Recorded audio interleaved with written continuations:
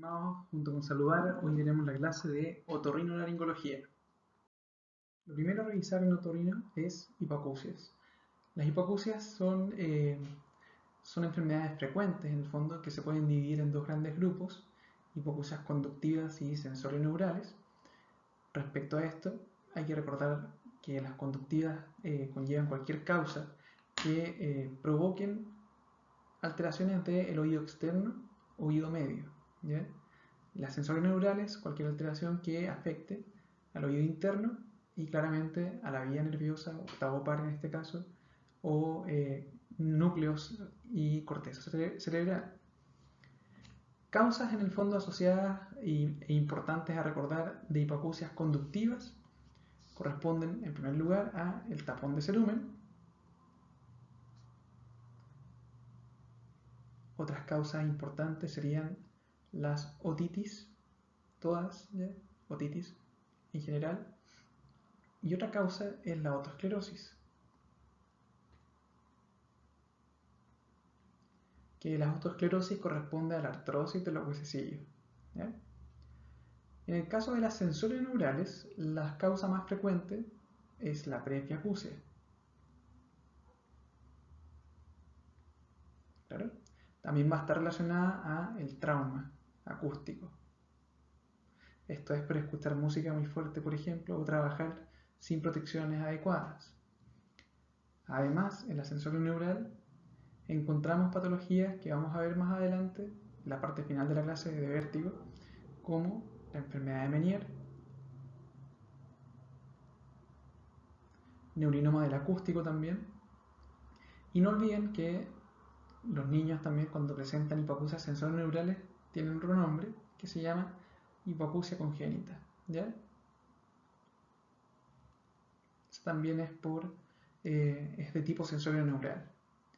Ahora, ¿cómo se estudia una hipoacusia? La historia es bien importante. Además de esto, existen exámenes del examen físico, que son los test de diapasones que están mencionados acá, y también exámenes extra que se pueden hacer para ver cómo está escuchando el paciente. Al examen físico se pueden realizar los test de diapasones. Está el test de Rine y el test de Weber, ¿claro? Cada uno, en el fondo, tiene distintos valores y distintas cosas para indicar normalidad o anormalidad. Veamos primero el test de Rine. El test de Rine, en primer lugar, si notan acá, puse positivo, si BA es mayor que BO. Esto quiere decir que el test de Rine, cuando ustedes lo hacen vibrar el diapasón, lo ponen fuera del pabellón auricular y después comparan cómo el paciente escucha ese sonido versus cómo lo escucha al apoyar el diapasón en el proceso mastoides. ¿Claro? Lo normal es que escuche mucho mejor el sonido por fuera del pabellón auricular, ¿ya? O sea, Rine normal es Rine positivo, ¿ya? Test de Weber. Hacen vibrar otro diapasón, es un poco distinto, y lo ponen en la línea media, ¿ya? Frontal. Y le preguntan al paciente por qué oído escucha mejor, ¿ya? ¿Qué es lo normal? Es que el paciente no sea capaz de identificar por qué oído escucha mejor. Si eres capaz de identificar, estamos en contexto de alguna patología, ¿ya? O algún tipo de hipoacusia.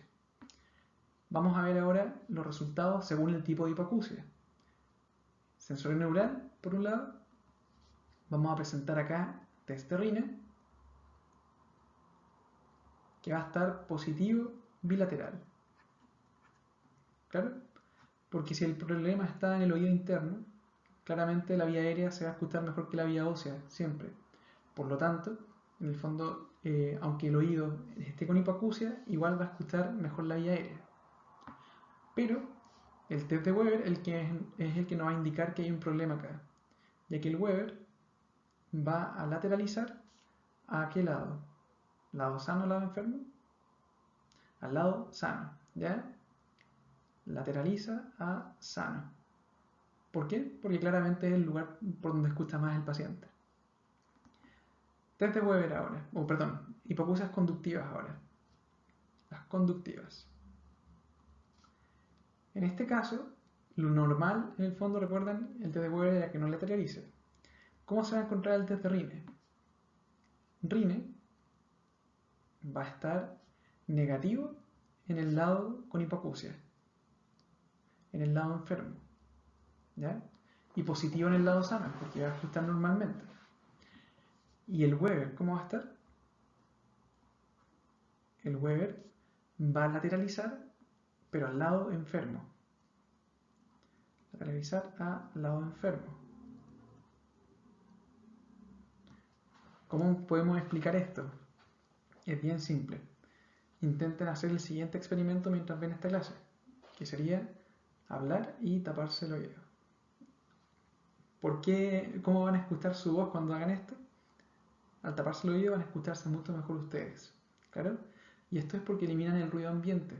Por lo tanto, el paciente que tiene un tapón de cerumen, por ejemplo, va a escuchar mucho mejor el diapasón por ese oído, ya que va a eliminar toda la contaminación acústica que hay afuera. En cambio, si el paciente tiene el oído en el fondo destapado o la vía auditiva destapada, claramente no va a ser capaz de lateralizar o va a lateralizar al lado donde escuche mejor, ¿claro? Haciendo claramente referencia a lo que vimos recién en la sensorioneural.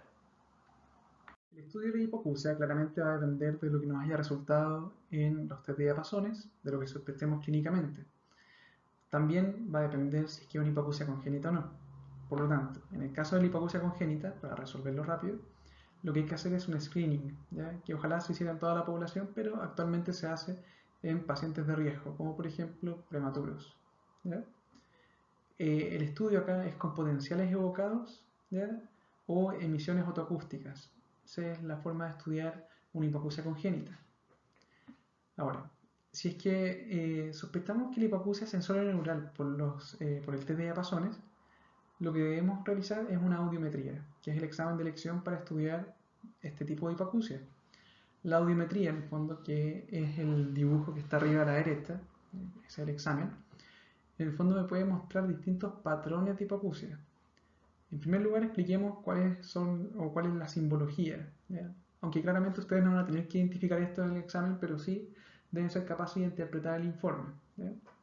Simbología: rojo significa lado derecho, azul significa lado izquierdo. Bueno, cruces y círculos significan en el fondo vía aérea, y por otro lado corchetes, ¿ya? Como los corchetes que se ven en esa imagen corresponden a vía ósea, ¿ya? Eso es lo primero. La hipoacusia sensorio-neural es como hablamos hace un rato. En el fondo el paciente va a tener un TTRN positivo, por lo tanto va a escuchar mejor por la vía aérea que por la vía ósea, y ambos tienden a ir juntos en la audiometría. En el fondo, esta audiometría de acá arriba es clásica de una hipoacusia de tipo sensorio-neural, ya que van juntos tanto los corchetes con las cruces como los círculos con los corchetes, ¿ya? Eso es lo primero. Se pueden distinguir distintos patrones de hipoacusia sensorio-neural según la audiometría, y esto va de la mano con posibles diagnósticos. Primer patrón, que es la disminución de los tonos agudos, correspondería en el fondo a una presbiacusia. ¿Ya? Ese es el diagnóstico más clásico. Tonos medios, que es lo que ustedes pueden apreciar en esta imagen, ¿ya? Corresponde al trauma acústico.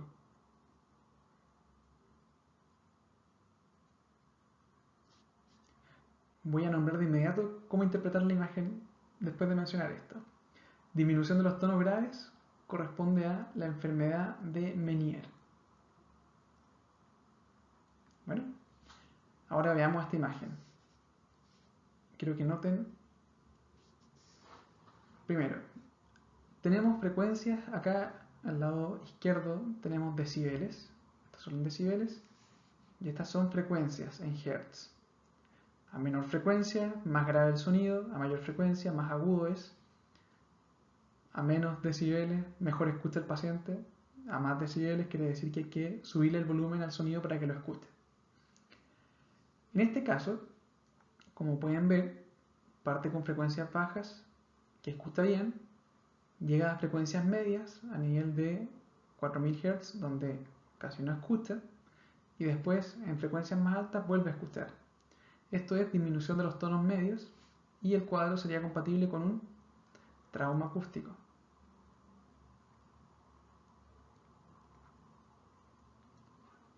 Ese es el primer ejemplo, trauma acústico. Segundo, si tiene disminución de los tonos agudos, esto lo voy a dibujar sobre el cuadro. La forma de esto sería la siguiente. El paciente escucharía bien acá, escucharía bien, y cuando se va poniendo agudo va cayendo, va cayendo, va cayendo, va cayendo. ¿Ya? Ese cuadro sería compatible con una presbiacusia. Hay otros diagnósticos también, por si acaso, como por ejemplo el neurinoma del acústico tiene este mismo patrón que es hipoacusia de tipo tonos agudos, ¿ya? Y que eso sí es unilateral. Y por otro lado, tenemos la hipoacusia de tonos graves, que ¿cómo sería? Al revés. En el fondo acá escucha menos tonos graves y a medida que va normalizando va subiendo y después se normaliza. ¿Claro? Sería Menier. Espero que con eso quede un poco más claro la audiometría. Vuelvo a repetir, no es necesario que sepan interpretar la imagen, sino que es necesario saber emplear el informe. Para las hipoacusias de tipo conductivas, si bien la audiometría puede servir, se mostraría en el fondo que hay una disociación entre los corchetes con los círculos, las cruces en el fondo, van a estar separados. Lo más adecuado es estudiarlo con una impedanciometría, que es el estudio de movilidad del tímpano. Esta impedanciometría nos puede mostrar distintas curvas según el posible diagnóstico. Y acá hay que manejar algunas cosas bien básicas. La curva A es esta curva, ¿ya? Que es una curva simétrica que en presiones 0 tiene esa altura. ¿Ya? Esa es una hipoacusia, esa es una curva A. Curva A que es igual a normal. Ahora, existe la curva A sub S, que es una curva de esta manera, que viene acá y es más baja, ¿ya? Esto habla de que el tímpano se mueve menos y por lo tanto es la curva característica de la otoesclerosis.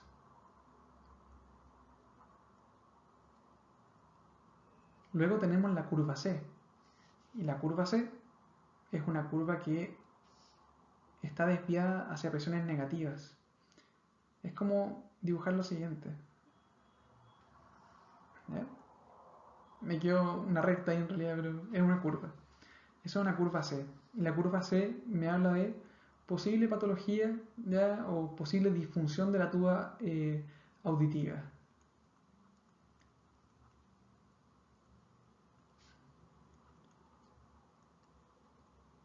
Esto puede ser, por ejemplo, un paciente que tenga una obstrucción ya de tuba auditiva por culpa de adenoides, por ejemplo. Luego viene la curva C sub S, que al igual que la anterior, sería una curva similar, pero más pequeña. ¿Ya? La curva C sub S me habla que probablemente haya demasiado líquido al interior, y esto puede estar en contexto de una otitis media con efusión inicial, ¿ya? O una otitis media aguda también que aún no ha supurado por el tímpano. Y finalmente está la curva B, que la vamos a poner en color púrpura, que corresponde a esto. ¿Ya? La curva B en el fondo es una curva plana, una curva, y me habla de una otitis media con efusión establecida.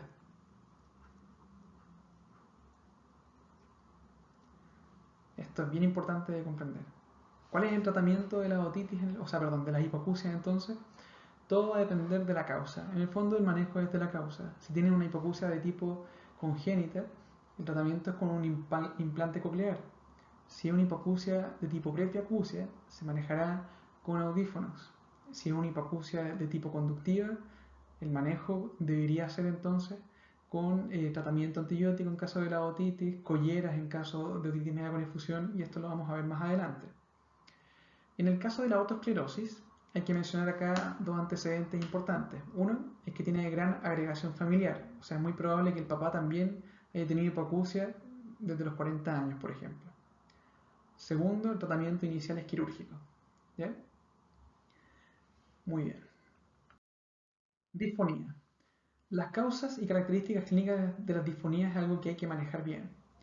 En primer lugar tenemos la disfonía funcional o musculotensional, que es la típica disfonía que me da cuando les hago clases, ¿ya? Y que tengo que tomar propóleo para que se me pase. En el fondo hablo mucho, empiezo con disfonía y al día siguiente despierto sin disfonía.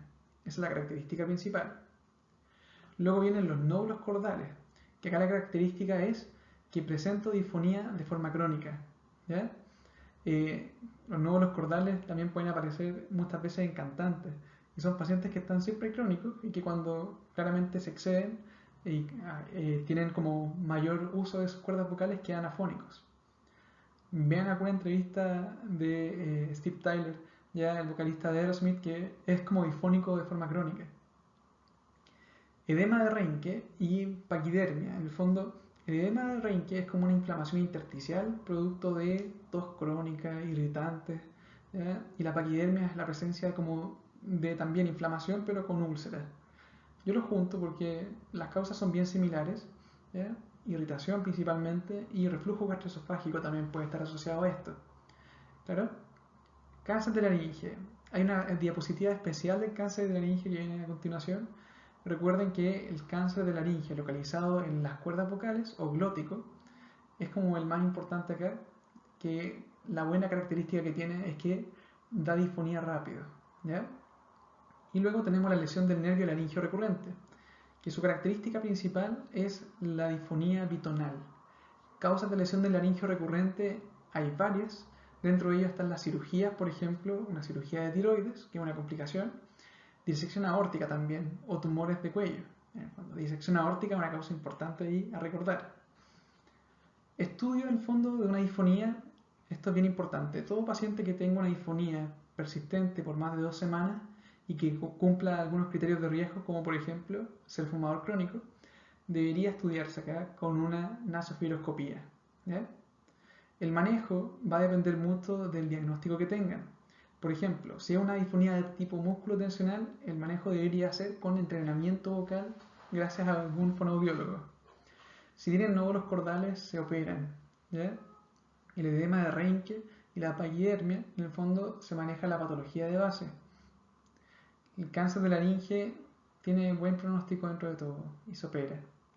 La lesión del laringio recurrente, la verdad es que no tiene tan buen pronóstico porque está lesionado el nervio.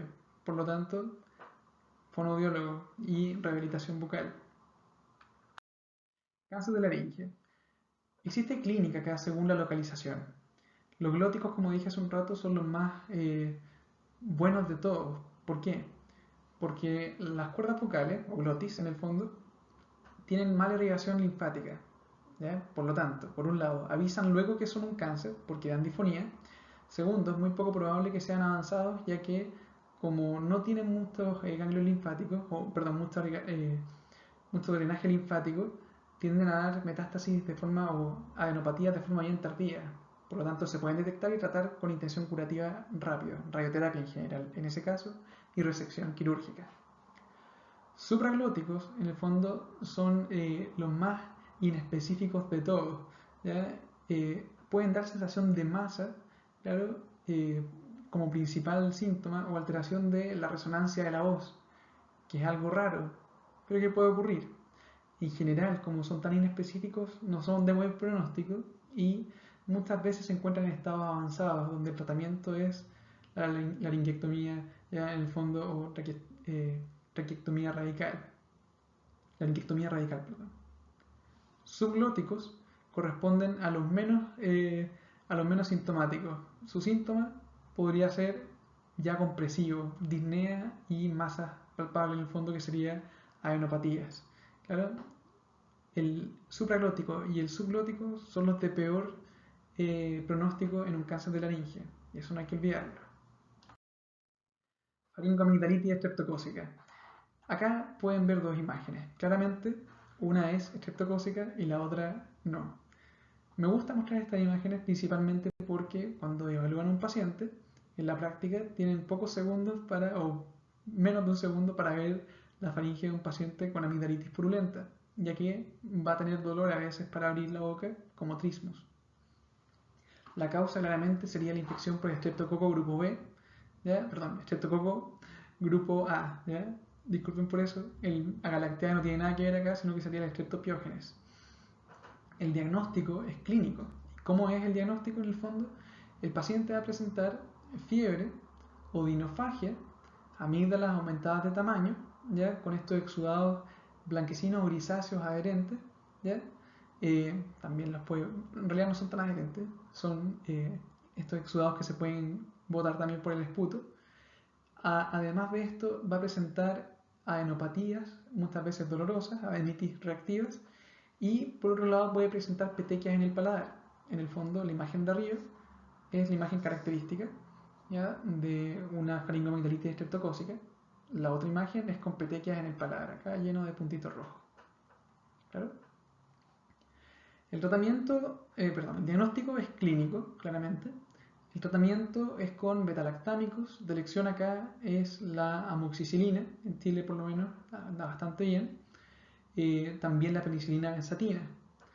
Se prefiere más la amoxi, principalmente porque no produce el trauma de tener que pincharse con penicilina benzatina.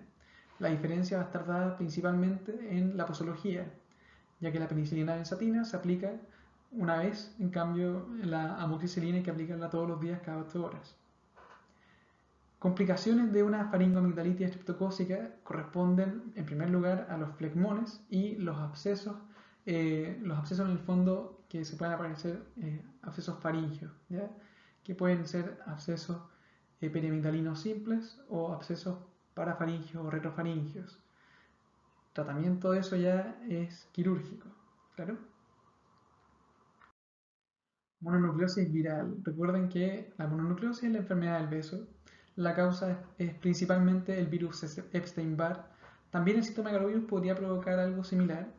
Su clínica es un síndrome mononucleósico, similar a lo que hablamos con el Streptopiógenes. Va a presentar gran aumento de volumen amigdalino, adenitis reactivas, puede presentar también hepatosplenomegalia. Eso es importante mencionarlo también. Cuando tiene aumento de volumen amigdalino, tiene estos exudados blancos adherentes, ¿ya? Por lo tanto, esta imagen de acá es la compatible con mononucleosis viral. El diagnóstico es clínico, sin embargo, se puede confirmar mediante el uso de serología para Epstein-Barr, que sería IgM para antígeno de cápside viral, ¿ya? También se puede pedir acá el IgM para citomegalovirus, para descartar la causa, más un hemograma y estudio en el fondo hepático en el caso de que tenga hepatosplenomegalia para buscar otra causa. Tratamiento, eso sí, es sintomático. Aunque tenga marcadores positivos, el tratamiento es sintomático igual.